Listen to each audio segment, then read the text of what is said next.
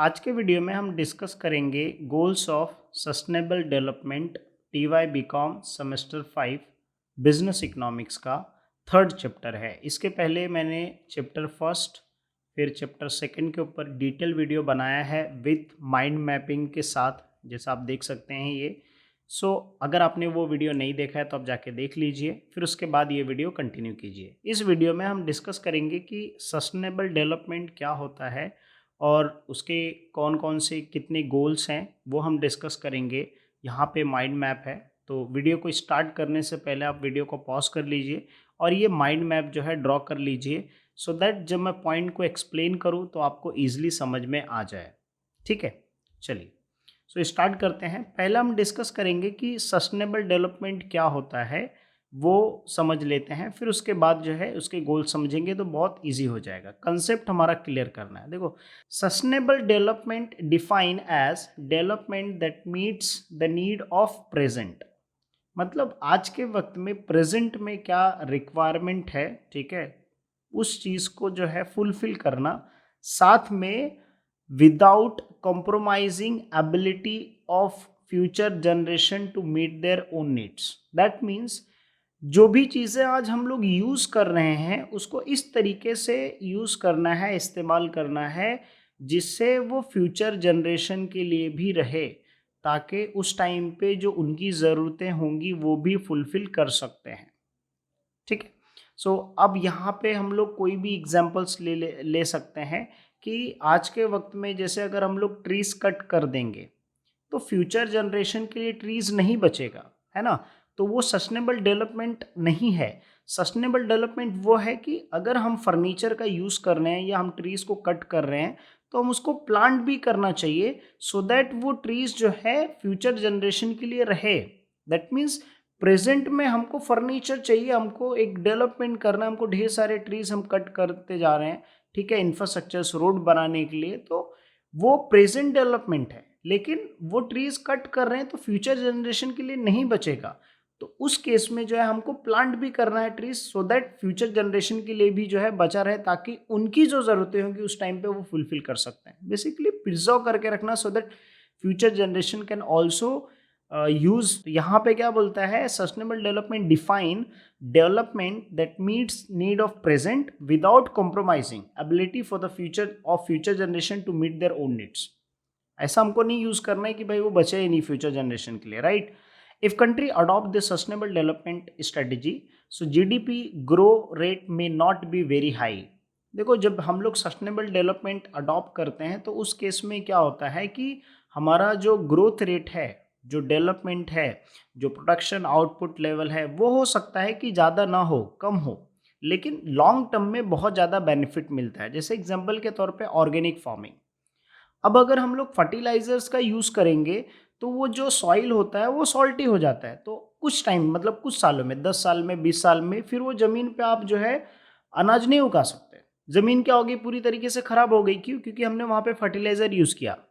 Another example कि अगर हम वहाँ पे जो है ऑर्गेनिक खाद यूज़ करें, ठीक है, तो वो अगर हम लोग ऑर्गेनिक खाद अगर यूज़ करेंगे, फर्टिलाइजर्स का नहीं यूज़ करेंगे, तो वो ज़मीन जो है सालों सालों तक जो है वैसे सेम चीज़ रहेगी, ताकि वो फ्यूचर जनरेशन में जो हमारे बाद आने वाली जनरेशन है वो भी उसका उसी तरीके से जो है यूज़ कर सके, राइट।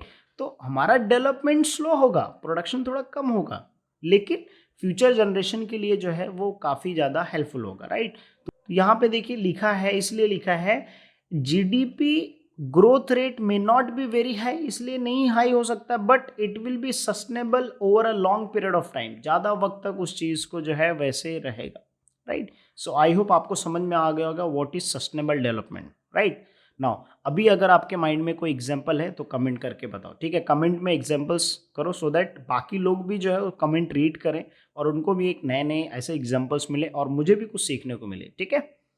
फिर उसके बाद sustainable development goal, like sustainable development जो गोल है SDG, ओके, ये शॉर्ट नोट्स के लिए अगर SDG कहीं पे पूछा तो समझ जाना कि सस्टेनेबल डेवलपमेंट गोल का पूछ रहा है। उसको हम लोग ग्लोबल गोल्स भी बोलते हैं। That is adopted by all United nation member. जो यूनाइटेड नेशन एक ऑर्गेनाइजेशन, आपने 10th में पढ़ा रहेगा, वो सारे जो मेंबर्स थे यूनाइटेड नेशन, उन्होंने जो है ये इसको अडॉप्ट किया in 2015 universal call to action and the poverty, इन्होंने अडॉप्ट किया और इन्होंने बोला कि हमको पावर्टी ख़त्म करना है और जो हमारा प्लेनेट है अर्थ उसको हमको प्रोटेक्ट करना है, इन्वायरमेंट से लाइक पॉल्यूशन ज़्यादा नहीं करना है, उसको बचाना है। तो वो केस में सारे जो मेंबर्स थे यूनाइटेड नेशन उन्होंने ये चीज़ अडॉप्ट किया और इन्होंने बोला कि the people will enjoy the peace and prosperity by 2030। अभी 2022 चल रहा है, 8 साल और है, उसके बाद जो है वहाँ पे 2030 ताकि लोग जो है वो इंजॉय कर सकें, ठीक है, जो पॉवर्टी ख़त्म हो जाए, लोगों के पास जॉब हो, जो पॉल्यूशन है वो कम कर दिया जाए, ठीक है। और आगे चल के हम लोग गोल्स में डिस्कस करेंगे कौन कौन से गोल्स हैं, तो यहाँ पे हमको समझ में आएगा क्वालिटी एजुकेशन, ये सारी चीज़ें डिटेल में डिस्कस करेंगे। ओके, चलो, तो ये माइंड मैप आप बना लो, ठीक है। अब जो है हम लोग डिस्कस करते हैं सस्टेनेबल गोल्स। पहला, एंडिंग पावर्टी, पावर्टी को ख़त्म करना। पावर्टी को ख़त्म कैसे किया जा सकता है? दो तरीके से। एक तो लोगों को एजुकेट कर दिया जाए, ठीक है, लोगों को सिखाए, लाइक लोगों को स्किलफुल बनाया जाए, ठीक है। जब वो पढ़ेंगे तो उनके साथ उनको एक स्किल सिखा दिया जाए, हुनर आ जाएगा उनके पास। जब वो हुनर आएगा, स्किल्स आएगा, तो उसके बेस पे वो काम करेंगे और जब काम करेंगे तो उनके पास इनकम होगा और जब इनकम होगा तो पावर्टी क्या हो जाएगी? ख़त्म हो जाएगी, राइट। तो पावर्टी को ख़त्म करना है तो हमको एजुकेशन उनको प्रोवाइड करना पड़ेगा, उनको स्किल्स प्रोवाइड करना पड़ेगा। तो गवर्नमेंट अगर सस्टेनेबल डेवलपमेंट गोल्स अडॉप्ट करता है तो उस केस में बहुत सारी पॉलिसीज लाता है। जिन लोगों के पास जॉब नहीं है या कुछ ऐसे लेबर्स जिनके पास कोई स्किल्स नहीं है, जैसे गांव में बहुत सारे लोग रहते हैं जो एजुकेटेड नहीं है, जिनके पास कोई स्किल्स है ही नहीं, ठीक है, तो वो केस में जो है गवर्नमेंट उनको कैसे एम्प्लॉयमेंट प्रोवाइड करे सो दैट वो डेली बेसिस पे एक मिनिमम वेजेस अर्न कर सके और जो पॉवर्टी है वो ख़त्म कर सके। तो यहाँ पे एक एग्जांपल्स आप याद रखिएगा, मनरेगा का MGNREJ, ये जो स्कीम है, इस स्कीम के थ्रू जो है जो गांव में या बहुत सारे जितने भी स्टेट्स हैं हर जगह ये अप्लाई होता है, जहाँ पे बहुत जैसे सड़क बनाने की योजना हो गई, फिर उसके बाद जो है गांव में कुछ काम निकल गया, पेड़ लगाना हो गया, दूसरे और एक्टिविटीज़, तालाब बनाना हो गया, ऐसे बहुत सारे अलग अलग एक्टिविटीज़ होते हैं जो गवर्नमेंट क्या करता है, इन मनरेगा स्कीम से जो है पर डे का उनको एक वेजेस प्रोवाइड करता है मिनिमम, राइट। बाकी यहाँ पे और एक दो एग्जांपल लिखे वो भी आप यूज़ कर सकते हो। फिर उसके बाद जो है ending hunger, achieve food security, improve nutritions, promote sustainable agricultures. अब इसमें दो तीन चीज़ें बात किया। पहला बोला है कि हंगर को ख़त्म करना। अब जो है हंगर को ख़त्म करने के लिए गवर्नमेंट क्या करता है, फ्री में जो है फूड प्रोवाइड सप्लाई करता है, 1-2 रुपया चार्ज करता है, 1 किलो का 1 रुपया या 2 रुपया चार्ज करता है। तो हर महीने का जो है राशन पे, जो राशन शॉप है उसको हम लोग PDS सिस्टम बोलते हैं, पब्लिक डिस्ट्रीब्यूशन सिस्टम, जहाँ पे सभी लोगों को एक मिनिमम जो है 10-15 किलो चावल, गेहूँ जो है, दाल और बाकी सारी चीज़ें जो है बेसिक चीज़ें वो प्रोवाइड की जाती है गवर्नमेंट की तरफ से, बहुत ही मिनिमम रेट पे 1-2 रुपये। और बहुत सारे गांव में तो फ्री है, ऑलमोस्ट जो विलेजेस एरिया है, जो बैकवर्ड एरियाज उसमें तो फ्री है। बाकी जो शहर है, सिटीज़ है, वहाँ पे भी कम प्राइस में जो है वो सप्लाई करते हैं जिनके पास राशन कार्ड है। तो वो क्या हो गया कि हम लोग जो है हंगर को ख़त्म कर सके ताकि एक मिनिमम जो रिक्वायरमेंट है उनको सप्लाई कर सकें। तो उसके लिए फूड सिक्योरिटीज़ जो है एक पॉलिसी है जिसके कवर जो है गवर्नमेंट 800 मिलियंस पॉपुलेशन को कवर करता है, ठीक है। फिर उसके बाद जो है food security and improve nutrition को इम्प्रूव करने के लिए अच्छा क्वालिटी का प्रोडक्शन करना। अभी वो उस केस में फार्मिंग का जहाँ पे जैसे यूज़ किया है कि सस्टेनेबल एग्रीकल्चर्स, तो ऑर्गेनिक फार्मिंग करना, फर्टिलाइजर्स का कम से कम यूज़ करना। मेरा यहाँ पे क्वेश्चन है कि आपसे, इंडिया में कौन सा ऐसा स्टेट है जहाँ पे 100% ऑर्गेनिक फार्मिंग की जाती है? Let me know in the comment section. Nutrition को कैसे इम्प्रूव करना है? बेसिकली एक अच्छे तरीके क्वालिटी फूड्स जो है प्रोवाइड करना है, प्लस जो है एग्रीकल्चर सेक्टर्स को और बेहतर बनाने के लिए वहाँ पे जो भी सपोर्ट चाहिए, चाहे वो सीड्स, फिर उसके बाद मशीन जो रिक्वायर्ड होती है, फिर उसके बाद जो है उनको फाइनेंस जो रिक्वायर्ड होता है वो प्रोवाइड करना। तो ये दूसरा सस्टेनेबल गोल था। थर्ड जो है ensure healthy life and promote wellbeing for all, ठीक है। अब सब लोग हेल्दी कैसे रहेंगे? जब उनको एक प्रॉपर फूड मिलेगा, सबसे मेन सोर्स होता है वाटर का। अगर हम लोग शहर में रहते हैं, अगर पानी हम लोग सही नहीं पिए, डॉक्टर के पास जब भी जाते हैं तो दे आस्क कि पानी आपने कहाँ से पिया, कैसे पानी पिया, राइट। तो वो पूछते हैं कि पानी को गर्म करके पियो, दे यूज्ड टू से। तो ये क्यों बोलते हैं? बिकॉज एक जो वाटर होता है वो सबसे एक रूट होता है सारी बीमारियों को। आप बोल सकते हो कि अगर आप सही पानी नहीं कंज्यूम करोगे तो उससे आपको बहुत सारा हेल्थ इशू हो सकता है। तो गवर्नमेंट उस केस में जो है सभी लोगों को जो है रूरल ड्रिंकिंग वाटर के लिए बहुत सारे हैंडपम्प जो है लगवाया गवर्नमेंट ने। फिर प्रोग्राम एक्सपांडेड कवर बहुत सारे कवर किए, ऐसे गांव में आपको मिल जाएंगे देखने के लिए। इवन शहर में भी, लेकिन मेन शहर सिटी में नहीं होता है। बाकी जैसे महाराष्ट्र की बात करें तो महाराष्ट्र में भी है जो गांव है, विलेजेस जो है। The government setup initiate universal health insurance. अभी यहाँ पे जो है जो बिलो पॉवर्टी लाइन, जो पॉवर्टी लाइन में आते हैं जिन लोगों के पास वो एक कार्ड होता है जिससे पता लाइक उनका इनकम बहुत ही कम होता है, तो उस केस में एक इंश्योरेंस प्रोवाइड करना, हेल्थ इंश्योरेंस, सो दैट अगर उनको अभी ऐसा कुछ बीमारी है या कभी प्रॉब्लम हुआ तो they can also take the help. अगर इसके पहले वाला वीडियो अगर आपने देखा रहेगा जहाँ पे मैंने बात किया था पब्लिक हेल्थ सेक्टर्स का, तो उसके अंदर यहाँ पे था कि जो एल्डर लोग को, फिर उसके बाद जो है पुअर लोग को फाइनेंशियल असिस्टेंस प्रोवाइड करना, ठीक है, अगर उनको ज़रूरत है तो। पब्लिक सेंटर्स अलग अलग होते हैं, सब सेंटर्स होते हैं जहाँ पे फ्री में एक्सेस कर सर्विसेज अवेलेबल होती हैं, मेडिकल सर्विसेज, राइट। तो ये जो है ensure healthy life and promote overall wellbeing, ठीक है। सो आई होप आपको समझ में आ गया होगा। तो ये दो कीवर्ड है जो रेड रेड मैंने मार्क किया है, उसको आप ध्यान रखिए, उसके हिसाब से आप एक्सप्लेन कीजिए, ठीक है। फिर उसके बाद जो है achieve gender equality and empower all women and girls. अब देखो जेंडर इक्वालिटी जो डिस्क्रिमिनेट किया जाता है मेल एंड फीमेल का, ठीक है, तो वो ख़त्म करना। और जैसे मान लीजिए कि बहुत सारे लोग पहले बोलते हैं कि मेल डोमिनेंट, अपना सोसाइटी जो होता है मेल डोमिनेंट करता है, जहाँ पे प्रेफर जो करता है वो मेल को ज़्यादा प्रेफर देते हैं वो लोग। तो यहाँ पे वो चीज़ ख़त्म करना, प्लस जो लोग जैसे गर्ल्स को 10वीं के बाद नहीं पढ़ाते हैं या 12वीं के बाद नहीं पढ़ाते, तो उनको भी आगे बढ़ाना, उनको भी एम्पावर करना, उनको भी इंकरेजमेंट करना, ठीक है। उसके लिए एक मुहिम भी है, बेटी बचाओ बेटी पढ़ाओ आंदोलन, जिसमें बहुत सारे एड्स भी आप देखने को मिलते रहेंगे। प्लस जो प्रेग्नेंट हैं उनको भी क्या करना कि जैसे पहले के टाइम पे लीव बहुत कम मिलता था, जो लोग वर्किंग करते थे वुमेन लोग, तो उस टाइम पे if like she is pregnant then they will get more leave, number of leave, वो भी पैड लीव रहेगा, जहाँ पे वो 3 महीने तक जो है आराम से लीव पे रह सकते हो, प्लस उनको सैलरी मिलेगी, ठीक है। ऐसा स्कीम भी है, प्रोग्राम्स।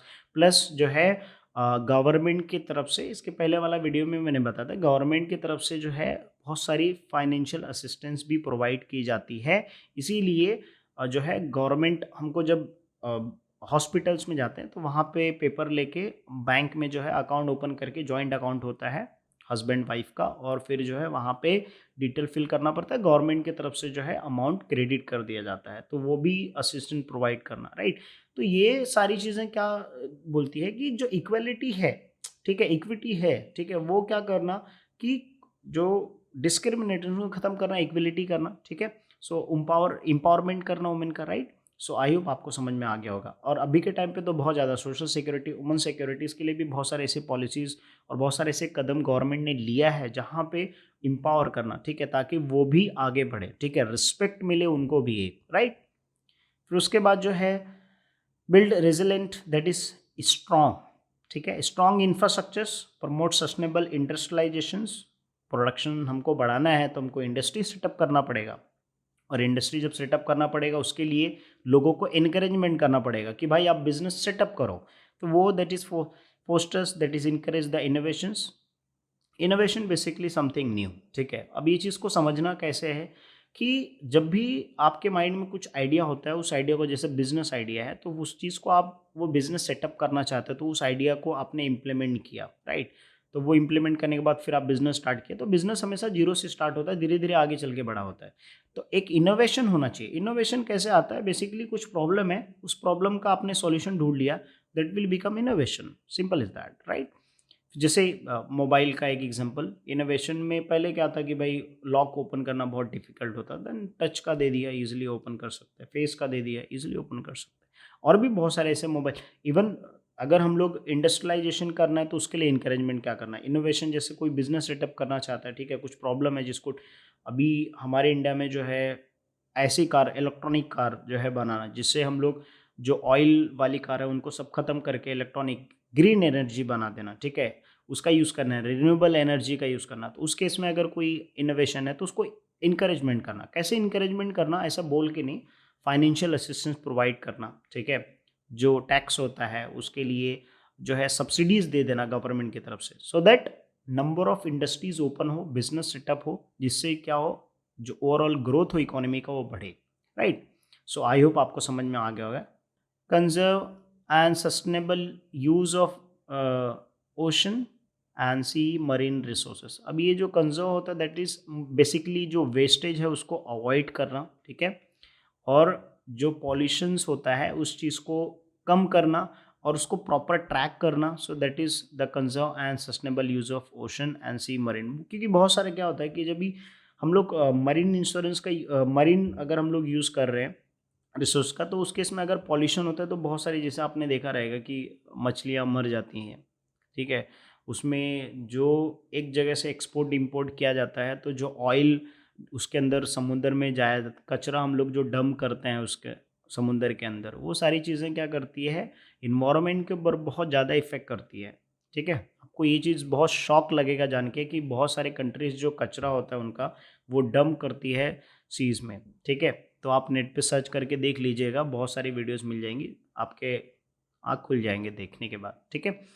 फिर उसके बाद जो है revitalise that is stronger global partnership and sustainable development. ये भी आज के वक्त में बहुत ज़्यादा इंपॉर्टेंट है कि एक कंट्री का कैसे रिलेशन है दूसरे कंट्री के साथ, ठीक है, हाउ कोऑपरेटिव दे आर, और उसकी वजह से क्या होता है बाकी दूसरी कंट्रीज भी क्या होती हैं कि बिजनेस सेटअप करती हैं। अब जैसे मान लीजिए कि अगर India country is making good cooperations with the foreign countries, ठीक है, तो वो फॉरेन कंट्रीज हमारे इंडिया में इजिली आके बिजनेस सेटअप करेंगे, राइट। और जब वो बिजनेस सेटअप करेंगे तो हमारे इंडिया में ढेर सारा फॉरेन इन्वेस्टमेंट आएगा, एफडीआई आएगा, मतलब बाहर का पैसा आएगा, तो अपना इनफ्लो होगा, तो हमारी इकोनॉमी को ओवरऑल बूस्ट मिलेगा, प्लस एम्प्लॉयमेंट बढ़ जाएगा, टेक्नोलॉजी का एक्सचेंज होगा, राइट। तो ये चीज़ें जो है बहुत ज़्यादा इंपॉर्टेंट रखती है कि एक कंट्री, ये गोल्स है सस्टेनेबल का कि हम लोग क्या करें, एक अच्छा रिलेशन बिल्ड करके रखें, राइट। गवर्नमेंट ने बहुत सारे ऐसे पॉलिसीज़ भी लाए हैं जिसमें से एक जीएसटी है, गुड्स एंड सर्विस टैक्स। ये क्यों इम्पॉर्टेंट है, इसलिए इम्पॉर्टेंट है क्योंकि जब कोई भी कंट्री का दूसरा कोई बिजनेस, फॉरेन कंट्रीज जब एफडीआई लेके आती है कंट्री में, they will see the tax, ठीक है, they will see the tax, like वो जो टैरिफ बैरियर होता है ना, टैक्स बैरियर्स, वो चेक करती है कि वो अगर यहाँ पे बिजनेस सेटअप करेगी तो उसका फ़ायदा होगा कि नहीं होगा, राइट। तो वो एक बैरियर माना जाता है, प्लस पॉलिटिकल इंस्टेबिलिटी, तो ये सारी चीज़ें क्या होती है, बहुत हेल्प करती है, ठीक है, एफडीआई ओपन करने के लिए। तो जिस कंट्री में, जैसे मान लीजिए दुबई है, तो वहाँ पे टैक्स है ही नहीं, तो बहुत सारे बिजनेस सारे लोग वहीं पे जाके सेटअप करते हैं, क्यों, क्योंकि वहाँ पे टैक्स फ्री है, तो मिनिमम तो क्या होता है, बहुत ईजी हो जाता है। अपने इंडिया में क्या है, टैक्स बहुत ज़्यादा चार्ज है, इसके लिए यहाँ पे कंपनी सेटअप करना बहुत ज़्यादा डिफिकल्ट होता है, राइट। तो वो केस में डिफिकल्टीज खत्म करना, तो टैक्स रिफॉर्म लेके आ गए, ठीक है, FDI foreign direct investment attract करना ताकि दूसरे कंट्रीज के लोग आके बिजनेस सेटअप करें, ठीक है। सो आई होप, और ये कैसा होगा कि जब हम लोग एक प्रॉपर कॉपरेशन दूसरे कंट्री से मेंटेन करेंगे, ठीक है।